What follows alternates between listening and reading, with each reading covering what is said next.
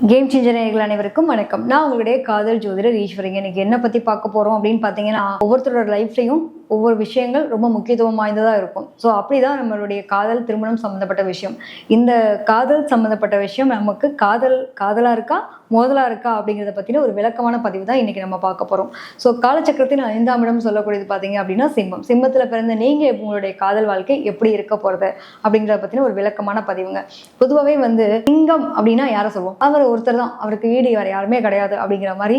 இந்த சூரியன் அதிபதியாக கொண்ட ஒருத்தர் யார் அப்படின்னா, ஒரே வீடு தாங்க, நாங்கள் தாங்க கெத்தாக வாழக்கூடிய நபர்கள் அப்படின்னா நீங்கள் தாங்க, வேறு யாருமே இல்லை. சிம்மத்தில் பிறந்த உங்களுக்கு தான் சொல்கிறேன் நான். ஏன்னா சூரியன் அதிபதியாக கொண்ட நீங்கள் ரொம்ப தனித்துவமாக இருக்கக்கூடிய தன்மை உங்ககிட்ட இருக்கும்.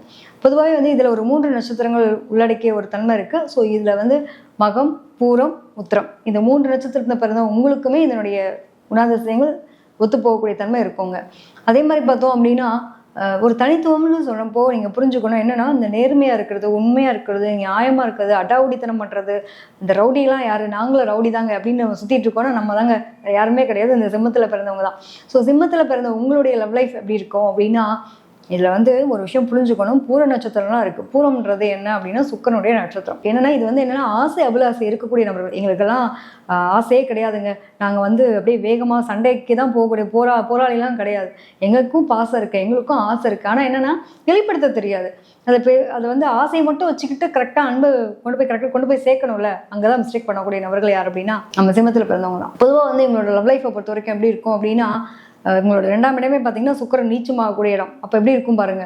அவ்வளோ சீக்கிரம் போய் பேசுறதுக்கு ஒரு தயக்கம், ஒரு மாதிரி நெளிஞ்சு குளிஞ்சு, இதெல்லாம் முடியாத ஒரு காரியம். நாங்கள் இப்படி தான் அப்படின்னு இருக்கக்கூடிய நபர்கள் தான். ஆனால் பெண்ணுன்னு வரும்போது மட்டும் டேய் அது எப்படி அந்த பிள்ளைகிட்ட போய் பேசுறது, பொம்பளையாக போயிடுச்சு அப்படின்னு மாதிரி யோசிப்பாங்களே. அந்த கெத்து இருக்கக்கூடிய தன்மை இருக்கிற அளவுக்கு இங்கே நமக்கு அந்த தைரியம் அப்படிங்கிற ஒரு விஷயத்தில் ரொம்ப ஒரு இதுவாக இருப்பாங்க. ஏன்னா அந்த ஈகோ இருக்கும், ஒரு முரண்பாடான ஒரு நிலை இருக்கும். என்ன முரண்பாடான நிலை அப்படிங்கும்போது இவங்களுக்கு ஒரு வேகமான நிலை, துடிப்பான நிலை, ஒரு தன்னோட கௌரவத்தை எங்கே எடை போட்டுருவாங்களோ, மற்றவங்க ஏதாவது யோசிச்சிருவாங்களோ அப்படிங்கிற ஒரு வருத்தம் இருக்கக்கூடிய ஆளாக இருப்பாங்க. சூரியனுடைய ஆதிக்கம் அப்படிங்கிறப்போ பிரகாசமாக இருக்குங்க. சூரியன் பக்கத்தில் எதை போய் நிறுத்தினாலும் அதனுடைய தன்மை வெளிப்படாது. ஏன்னா அது இருக்க நெருப்புக்கோள் இல்லையா. ரொம்ப பிரகாசமாக இருக்கக்கூடிய ஒரு தன்மையில் இருக்க ஆள், தனித்துவமாக இருக்கக்கூடிய ஆள். அவங்ககிட்ட போய் நம்ம எதுவுமே பண்ண முடியாது. இவங்களை பொறுத்த வரைக்கும் என்னென்னா, ஒரு சிம்மத்தில் ஒருத்தவங்க பிறந்திருக்காங்க அப்படின்னா 10ஓட 11 வாழவே விரும்ப மாட்டாங்க. நான் தனித்துவம் தான், எனக்கு கரெக்டான லைஃப்பாக எங்கே இருந்தாலும் நான் ராஜா தான். எனக்கு ஏற்ற மாதிரியான ஒரு லவ் லைஃபாக இருக்கட்டும், ஃபேமிலி லைஃபாக இருக்கட்டும், அவங்க புரிஞ்சுட்டு இருந்தால் ஓகே அப்படின்ற நிலையில் இருக்கக்கூடியவங்களா இருப்பாங்க. யூனிஃபார்ம் சர்வீஸில் இருக்கவங்களா இருக்கட்டும், இந்த மாதிரி ஒரு சர்வீஸில் இருக்கவங்களோட லைஃப் எப்படி இருக்கும் பார்த்துருப்பீங்களா. வெளியில் போனால் அப்படியே பார்க்குறதுக்கு ரொம்ப ரஃப் அண்ட் டஃப்பாக ஒரு சூழ்நிலையில் தான் அவங்க இருக்கணுன்ற மாதிரியான தன்மை இருக்கும்.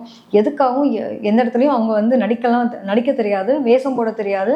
நாங்கள் இப்படி தாங்க இருப்போன்ற மாதிரி இருப்பாங்களா. இங்கே வீட்டில் வேஷம் போட்டால் மட்டும்தான் உங்களுடைய வாழ்க்கை, வேஷம் போட தெரிஞ்சாதான் உங்களுடைய வாழ்க்கை நாசம் போகாமல் இருக்கும். ஏன்னா உங்களை பொறுத்த வரைக்கும் என்னென்னா, வேஷம் போட தெரியாது, ஆனால் வீட்டில் என் ஒய்ஃபு தாங்க எல்லாமே, என் ஹஸ்பண்ட் தாங்க எல்லாமே அப்படின்னு நீங்கள் சரணடைஞ்சா மட்டும்தான் உங்களோட வாழ்க்கை போகும். ஏன்னா உங்களுக்கு அந்த பவ்யமாக பேச தெரியாது.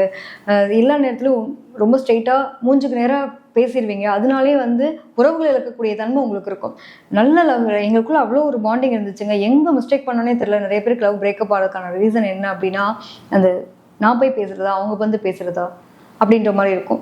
தன் தவளையும் தன் வாயால் கெடுன்ற மாதிரி நான் இப்படி தான் அப்படிங்கிறத நிறைய முடிஞ்சு போன விஷயத்த கூட எடுத்து பேசி அங்கே ஒரு எல்லாத்தையும் ஒரு வர்ணனை மாதிரி எப்படியுமே பெர்ஃபெக்ஷன்ஸ் கொடுக்க ஆளுங்க எப்படி இருப்பாங்க, எப்பயுமே ஒரு பேப்பரை கையில் வச்சு எழுதி இதான்ப்பா அப்படின்னு கொடுக்குற மாதிரி தன்னோட லைஃப் ஹிஸ்ட்ரியை ஃபுல்லாக கொண்டு போய் அந்த பொருள்கிட்ட எல்லாத்தையும் சரண்டர் பண்ணாலும் சரி, பையன்கிட்ட போய் பொண்ணு சரண்டர் பண்ணாலும் சரி, உங்களோட நிலைமை என்ன ஆகும்? நீங்கள் ரொம்ப ஓப்பன் புக்கு தான். அந்த ஓப்பன் புக்குன்ற பேரில் எல்லாத்தையும் போய் ஒப்பிக்கும் போது உங்களுக்கு மேலே இருக்கக்கூடிய ஒரு நம்பிக்கைங்கிறத அவங்க இழக்கக்கூடிய நிலை இருக்குது. இது மட்டும் இல்லாமல் இந்த பாசம்ன்ற விஷயத்த அவங்க எதிர்பார்க்குற விதத்தில் அவங்களுக்கு கொடுக்க தெரியாது. ஆனால் சொல்ல நடிக்க தெரியாதனால நீங்கள் ரொம்ப உங்களோட லவ் லைஃப்பை இழக்க வேண்டிய கட்டாயத்துக்கு தள்ளப்படுறதுக்கான காரணமும் அதுதான். ஏன்னா நேர் 7ஆம் இடம் பார்த்தீங்க அப்படின்னா அதுவுமே சனியினுடைய வீடாக இருக்குது. அப்போ உங்களுக்கான லவ் லைஃப் பார்த்தீங்க அப்படின்னா முடிஞ்சு போன விஷயங்களை எடுத்து பேசினா உங்களோட பார்ட்னருக்கு பிடிக்காது. அப்போ எப்பயுமே முடிஞ்சு போனதாகவே இருக்கட்டும். எழுதப்படாத பக்கம், அதாவது எப்பயுமே ஒரு பக்கத்தை படிச்சிட்டோம்ப்பா, அந்த பக்கத்தை திருப்பி படிக்கணும் என்ன ஆக போகுது. அப்போ முடிஞ்சு போன பக்கங்களாக இருக்கட்டும், நிகழ்கால பக்கங்கள் எதிர்கால பக்கங்களுக்கான ஒரு வருங்காலத்துக்கான ஒரு வடிவமைப்பாக இருக்கட்டும்ன்ற மனநிலையில் உங்களோட வாழ்க்கை ஓடிச்சு அப்படின்னா ரொம்ப சூப்பராக இருக்கும். எங்கே மிஸ்டேக் பண்ணுவீங்க அப்படின்னா, உங்களுக்கு அந்த தனித்துவத்தை விரும்பி என்ன பண்ணுவீங்க அப்படின்னா, அவ்வளோ சீக்கிரம் அந்த ஈகோவோ விட்டு கொடுத்து நம்ம ஒய்ஃப் தானே, நம்ம ஹஸ்பண்ட் தானே, நமக்கான லைஃப் பார்ட்னராக வரப்போகிறவங்க தானேன்னு அந்த இயல்பான நிலையில் உங்களோட மனம் விரும்பாது அதில் போய் பேசுறதுக்கு முயற்சி எடுக்கவே மாட்டேங்க. அதனாலே உங்களுக்கு வந்து நிறைய மிஸ் அண்டர்ஸ்டாண்டிங் வர்றதுக்கான வாய்ப்புகள் வரும். ஸோ இதில் ரொம்ப கவனமாக இருக்க வேண்டியது உங்களுடைய பொறுப்பு. இல்லைன்னா உங்களோட லவ் லைஃப் ஆசை இருக்கும், பாசம் இருக்கும், வெளிப்படுத்த தெரியலன்னா எத்தனை நாளைக்கு ஆமாங்க இவருக்கு என்னன்னாலும் சரி ஒரு வார்த்தை என்னன்னு கூட கேட்க மாட்டார், இவர்கிட்ட எதுக்காக குப்பை கட்டிட்டு இருக்கணும் அப்படின்னு இருக்கக்கூடிய நபர்களாக இருப்பாங்களா? கௌரவத்துக்காகவே ஒய்ஃபோட அதாவது ஒரு நிலையில் இருப்பாங்கள்ல, கரெக்டான எனக்கு கௌரவம் முக்கியம், என்னோட சமுதாயத்தில் எனக்குன்னு ஒரு அந்தஸ்து முக்கியம் அப்படின்றதுக்கு புரிஞ்சுட்டு இருக்கவங்களா இருந்தால் பரவாயில்ல. இப்போ எப்படி ஒரு படத்தில் எடுத்துப்போம், நாட்டாமை அப்படின்னா ஹையஸ்ட் போஸ்டிங்கில் இருக்க மாதிரி ஒரு ஆளாக இருப்பார், எல்லாத்துக்கும் தான தர்மம் பண்ணுவார். வீட்டில் இருந்தாலே தான தர்மம் பண்ண முடியும், வீட்டில் எல்லாத்தையும் கடன் வாங்கி தான தர்மம் பண்ணால் என்ன பண்ண முடியும்? அப்போ ஒய்ஃப் எப்படி என்ன பண்ணுவாங்க? அந்த அளவுக்கு புரிஞ்சக்கூடிய ஒரு லவ் லைஃப் கிடச்சா இவங்க கொடுத்து வச்சவங்க. இவங்களுக்கு 6, 8, 12 யாராவது லைஃப் பார்ட்னர் அமைஞ்சிட்டாங்க அப்படின்னா முடிஞ்ச ஜோலி, ஒன்றுமே பண்ண முடியாது, புரிஞ்சுக்கக்கூடிய நிலையே இருக்காது. இதனாலேயே மிஸ் அண்டர்ஸ்டாண்டிங் வர்றது, நிறைய பிரச்சனை பிரிவினை சந்திக்கிறது, கோர்ட் கேஸ் போகிறதுலாம் யார் அப்படின்னா சிம்மத்தில் பிறந்தவங்களுக்கு தான். ஸோ சிம்மத்தில் பிறந்தவங்களுக்கு பொறுத்த வரைக்கும் என்னென்னா அந்த குழந்தை பாக்கியம் அப்படின்ற ஒரு விஷயம் ரொம்ப இம்பார்ட்டண்ட்டுங்க. அதனாலேயே கூட சில பேருக்கு வந்து எனக்கு குழந்தை பிடிக்கல, குழந்தைக்கான ஆசை இருக்குது. கரெக்டாக இந்த சிம்மத்தில் பிறந்தவங்களுக்கு குழந்தைகளுக்காகவே தன்னோட வாழ்க்கை டெடிகேட் பண்ணி வாழணும்னு நினைக்கக்கூடிய நபராக இருப்பாங்க. எனக்கு குழந்தை மேலே ஆசையே கிடையாது, நான் குழந்தை பத்துக்க மாட்டேன், குழந்தை எடுத்து வளர்க்கலான்ற அளவுக்கு இருக்கக்கூடிய நபர்களாகவும் இருப்பாங்க. இந்த மாதிரி ஒரு குழந்தை சம்மந்தப்பட்ட இல்லை குழந்தைக்காகவே என் வாழ்க்கையை டெடிகேட் பண்ணுறன்ற அளவுக்கு இவங்களுக்குலாம் லவ் லைஃப் ஒரு மாதிரியாக போகும். ஆஃப்டர் தட் குழந்தை வந்ததுக்கப்புறம் பெருசாக அந்த அட்டாச்மெண்ட் இருக்காது. நிறைய பேருக்கு அந்த தன்மை இருக்கும். இது எத்தனை பேருக்கு இருக்குன்றதை பார்த்து சொல்லுங்கள். ஏன்னா 2ஆம் இடத்துல பார்த்தீங்கன்னா புதன் உச்சமாகக்கூடிய ஒரு தன்மை இருக்கும். ஸோ இவங்களுக்கு வந்து ரொம்ப பிஸி ஷெடியூலாக இவங்களை வந்து வேறு மாதிரி டைவர்ட் பண்ணிக்கக்கூடிய நிலை இருக்கும்.